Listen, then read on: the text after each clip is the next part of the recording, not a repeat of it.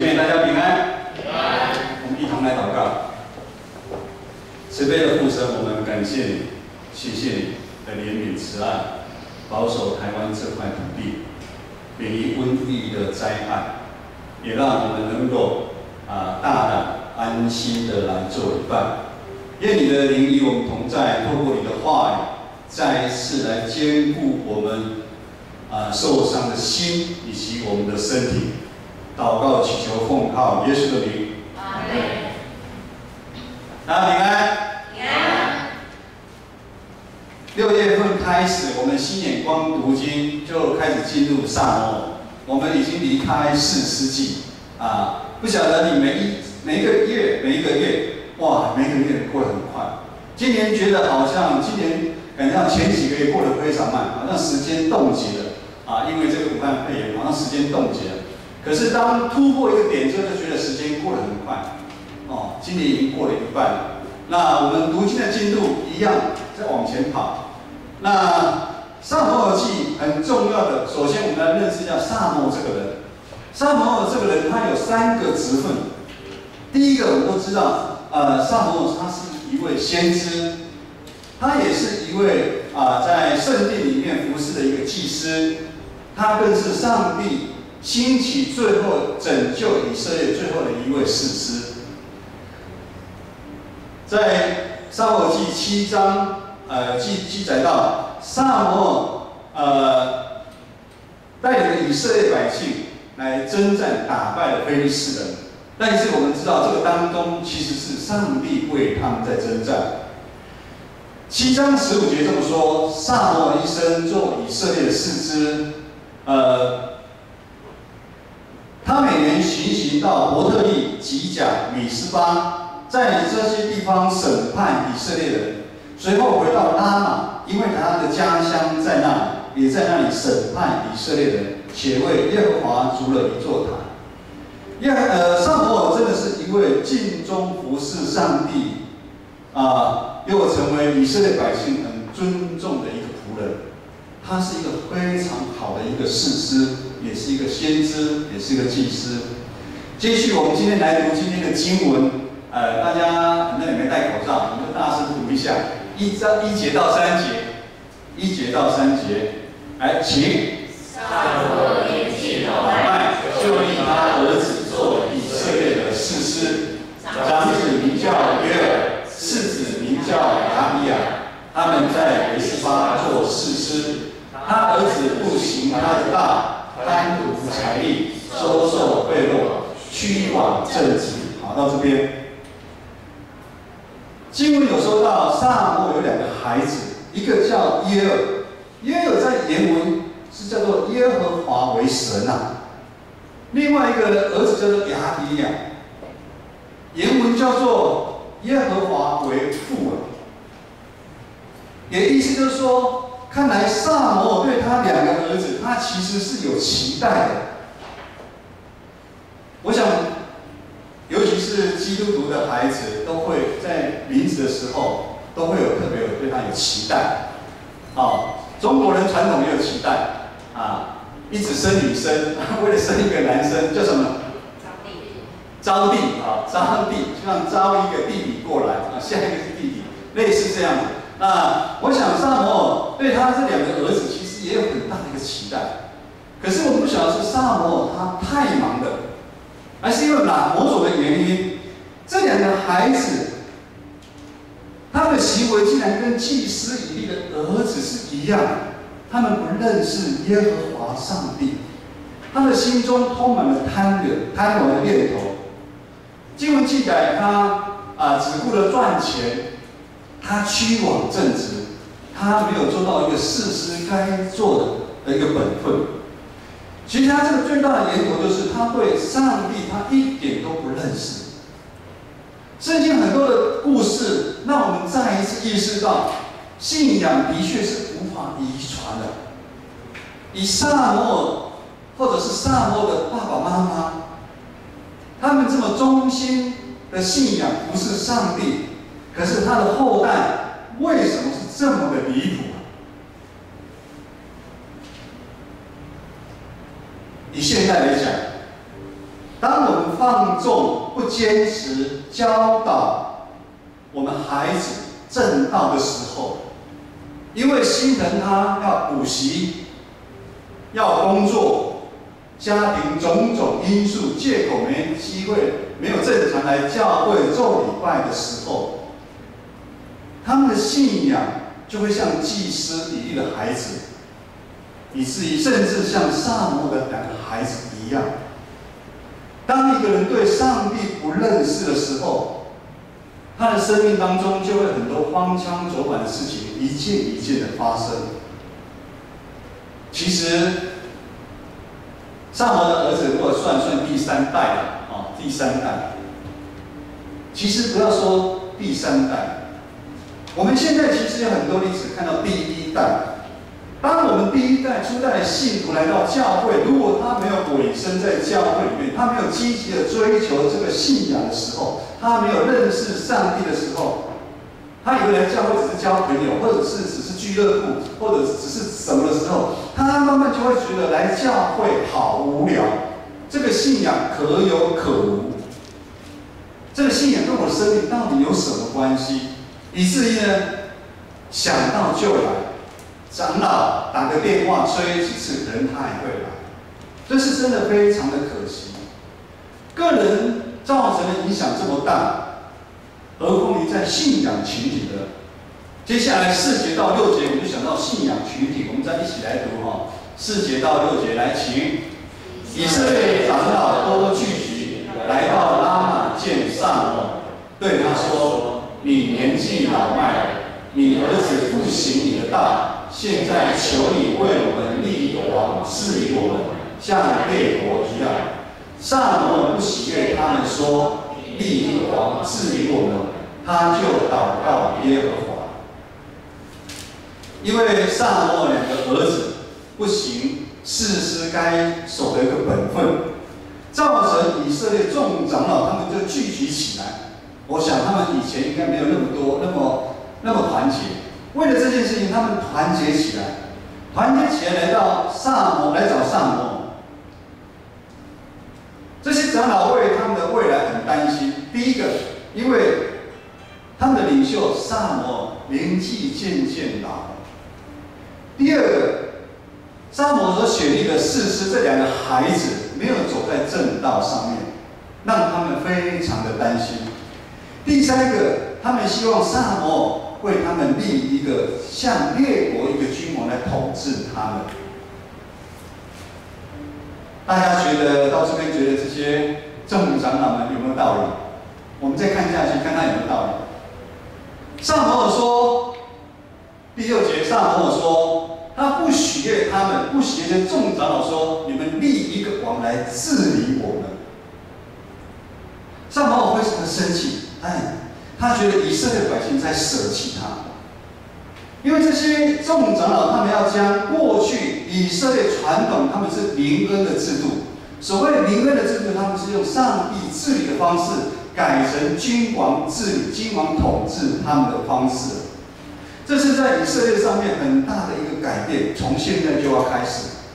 因为撒母耳2个儿子事情做不好，照讲程序上面应该是他们知道问题，这些长老应该是来找撒母耳，请撒母耳求上帝帮助他们，可能就是换掉2个儿子另外立好的士师来拯救他们。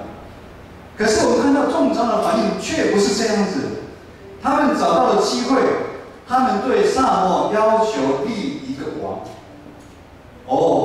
原来这些众长老他们露出他们的马腿，他们想要满足自己的欲望，他们早就决定好，决定什么事？他们的想法，他们决定又再一次超越上帝的主权。他们已经决定好要如何的做，他们只是来到撒母耳这边，希望上帝替他们决定来背书。他们认为信靠上帝是不够的。我们在7章有看到撒母耳为他们征战，打败非利士人，夺回失去的土地。他们竟然还觉得上帝比其他列国还不够成功，上帝真是不给力。以上种种的理由，正在显示他们的内心其实一直被蒙蔽了，就如同第8节所说的，他们素来都是这样子，从上帝引领他们出埃及旷野，甚至进入迦南地，他们都如他们的祖宗一样，都是他们的心常常被蒙蔽。以至于他们对大有全能的上帝的认识非常的浅。最后，我们来读今天的经文7到9节，最后2节经文这3节7到9节，来请。耶和华对撒母耳说：“百姓向你说的一切话，你只管依从，因为他们不是厌弃你，乃是厌弃我，不要我做他们的王。自从我领他们出埃及到如今，他们常常离弃我，侍奉别的神。现在他们向你所行的，是照他们素来所行的。故此你要依从他们的话，只是当警戒他们，告诉他们将来那王怎样管辖他们。”上帝要让撒母耳了解，这些长老不是来寻求上帝的帮助，帮助以色列百姓再找到一条新的出路，却是要求来同意，他们早就已经决定解决的方法，就是要另一个王。他们就是执意要来另一个王。所以上帝安慰撒母耳说，他们真正舍弃的不是你啊，他们舍弃的是他自己，舍弃上帝的带领。原本以色列百姓，他们千辛万苦来到上帝所赏赐的流奶与蜜，这个美好的迦南地，应该是有一幅很美的画面出现。上帝的百姓活出公义、怜悯，吸引那地的人，成为世间人的光跟盼望。我们常常说，台湾人都不来教会。要带你一个人信主好了，我们也常常会想利用很多的方法跟策略，想把人推销进来，把这个福音推销给他。可是我们看到这个经文，我们看到，如果说我们自己的信仰生命不能活出上帝的样式，吸引他们，其实我们再怎样的传都没有用。当时间一久，以色列就开始行耶和华眼中看为恶的事，去侍奉别的神明。如今按照经文来讲，这些众长老也犯了同样的错误。外在看得到的事物总是特别的吸引人，而看不到的神，对上帝的子民来讲，常常只是头脑上面的神，而无法成为他们生命当中的神。所以，甚至以色列百姓，他们要跟随神的道路之外，再另外寻找一个安全感。他们不愿意将生命交给耶和华上帝。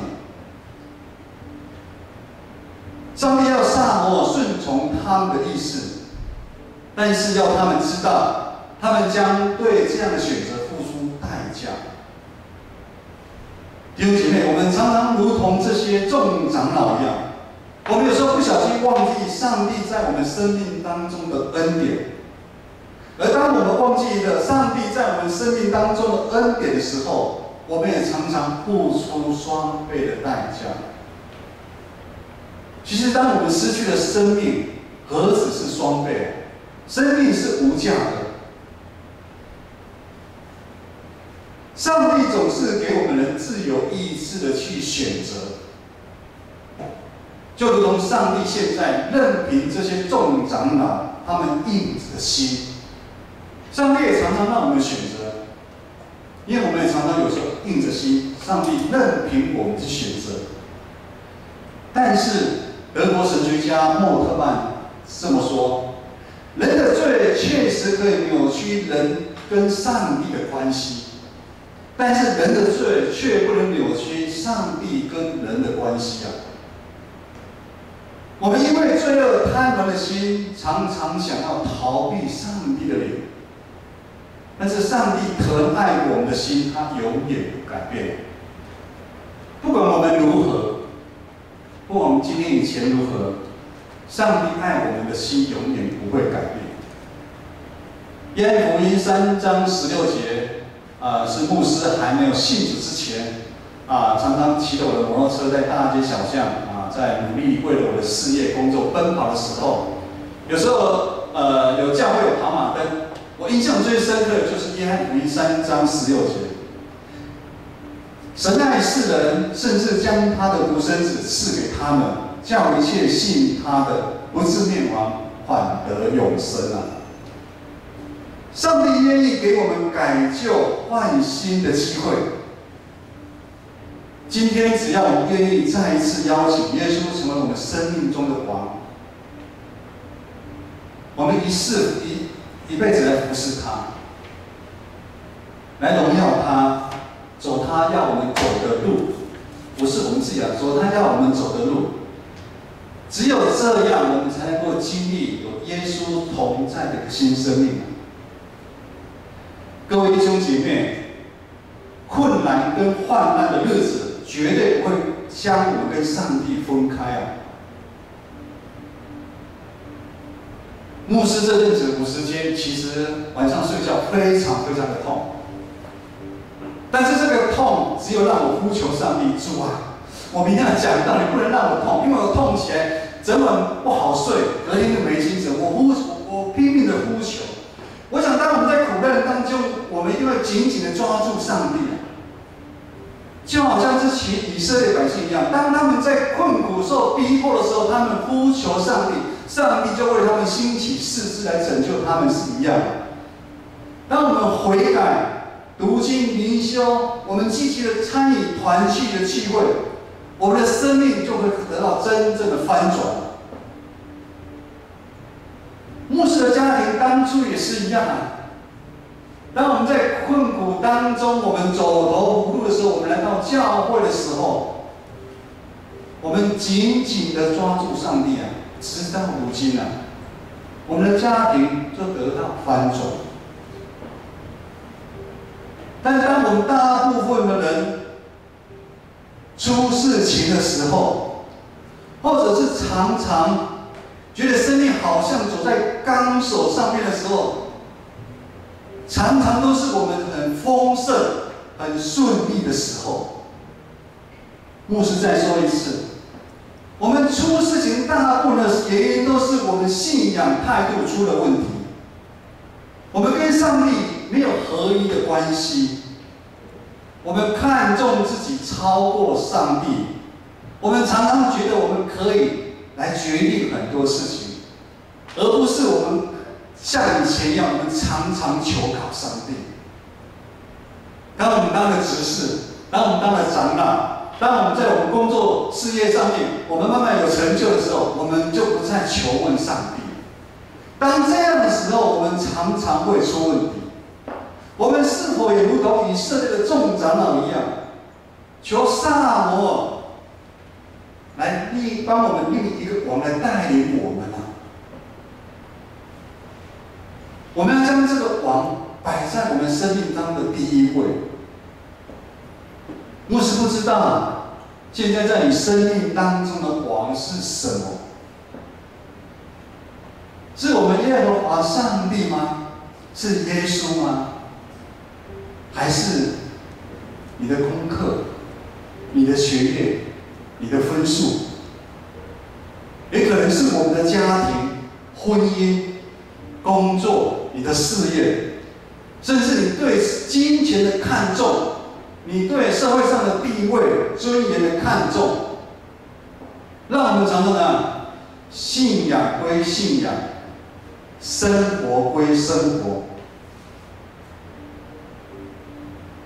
我们要让这个世代的王取代耶和华上帝，取代耶稣到什么时候？弟兄姐妹，绝对不是我们用现在的话来讲，绝对不是我们的上帝不给力啊，绝对不是我们的上帝不够强啊，是我们没有了解到他的全能啊。你有专过他吗？你有真正的放手交给他，你去经历他的恩典、慈爱、神迹奇事吗？在去年教会有一个音乐见证生命见证会，我不晓得今年还有没有在办啊？我们有很多的弟兄姐妹出来见证，非常的感人。牧师现在都还放在心里面，因为耶稣的关系，他的工作，因为耶稣他的家庭，因为耶稣他的生命完全不一样。最大的原因是什么？就是他将耶稣摆第一位，他将生命交给上帝。人算不如天算。当中有一个弟兄分享，他可以得到有一笔生意，很大的一笔生意，可是后来忽然被拦阻了。那个生意表面上有很大的甜头，其实后面碰到的难度很高。上帝爱我们，上帝出手拦截他，上帝出手阻挡他的那个招标。另外一个弟兄姐妹他们分享，家庭的收入都是固定的，但是家庭的成员多了。我们常常鼓励我们教会的年轻人要生小孩，可是你们要知道，他们压力很大，对不对？他们一个出来，2个出来，3个孩子出来，他分享了，他虽然薪水没有多，可是他还是凭着信心在奉献，尽信徒的本分。也因为这样子，他们一家经历上帝尽时的供应有没有欠缺？没有欠缺啊。人在地，上帝在天。有时候我们常常觉得是世界末日的事情，或者是机会怎么错失了？没有考上自己想要的大学、想要的科系，没有进到自己想要一直争取、想要进去的那个公司，这次的升迁怎么没有我？上帝为什么无缘无故让我的脚受伤也甚至这阵子让我们的几个长辈无缘无故在路上走路，在公园走路就晕倒了，就趴在地上，眼睛肿起来。有一个老姐妹在巷子口走过去，被车闪到，整个人摔倒了，是不是破皮了？上帝你怎么会让我遭遇在生命中遭到许许多多的委屈啊？可是牧师要说，上帝看得比我们还清楚啊！上帝在天啊！我不晓得那个老姐妹有没有抱怨，我也问过她都感谢主，感谢主，你被车扫过，你只是这边的破皮，你还已经80几岁，还可以这样走路，感谢神。摔倒到地，在公园摔倒，血糖降低，摔倒之后眼睛肿起来，头脑什么都没事情。弟兄姐妹，当我们愿意谦卑悔改，常常在主的爱里面，我们都是上帝的宝贝的孩子。上帝不会放弃我们每一个人不管，上帝对我们每一个人都有美好的一个计划。他知道我们每一个人在什么时候、什么时间最需要什么。我们不要急，上帝他会给我们。甚至上帝说：“我有我的时间，我会给你。”也可能是你需要的位置，甚至会超过你所求所想。当我们习惯将生命交给上帝，当我们真实将上帝摆在我们生命当中第一位，很多在十字路口的决定，很难在十字路口的决定，很多的在生活当中的引诱临到的时候，或者是说在生活当中有很多的委屈，甚至有很多的病痛临到的时候，很多艰难临到我们身上的时候，喘不过气的时候，牧师跟你说，其实这些都很好处理。当我们将上帝摆首位的时候，这些问题都不会再是问题了。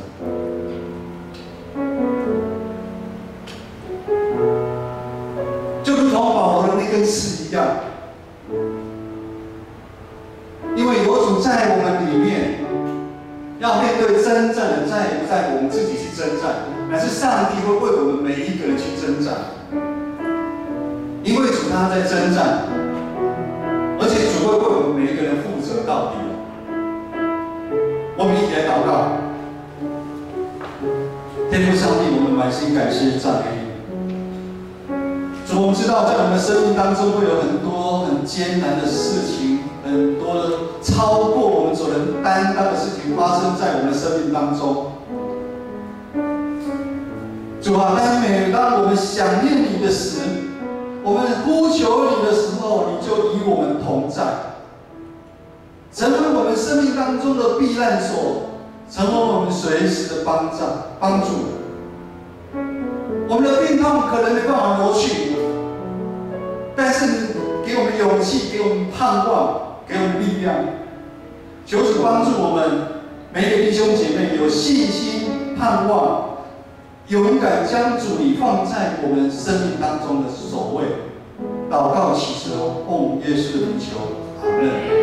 我们再请敬拜团一起用这首诗歌带领我们来敬拜，一同起立。